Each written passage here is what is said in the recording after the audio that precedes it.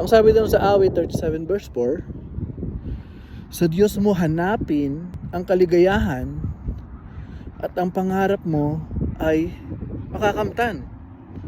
David used to be rich. Okay? Hindi basta-basta yung wealth niya kasi hari siya. Okay? Hindi basta-basta yung resources niya. And hindi basta-basta yung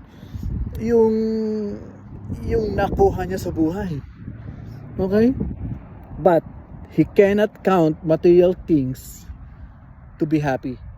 Malinaw, di ba? So, minsan, Lord, gusto kong magkaroon ng ganito. Lord, gusto kong maging matagumpay sa buhay. Lord, gusto kong makapangyari lahat ng pangarap ko. Di ba ang tanong? Saan mo kinukuha? Saan mo hinuhugot ang dahilan mo para makuha yon? So, malinaw sa verse na to, sa Diyos mo hanapin ang kaligayahan at ang pangarap mo ay makakamtan. That was awit 37 verse 4. Okay? So, si King David, he was really sure about that matter. Okay? His principles was God. If you have God in your life, you had everything. Okay? Ang hiwaga nun, no?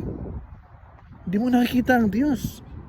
Ang hiwaga nun, hindi mo visual nakikita ang Diyos. Subalit nararanasan mo kapag lumapit ka sa Diyos, nagkakaroon ka ng kapayapaan, nagkakaroon ka ng kagalingan, nagkakaroon ka ng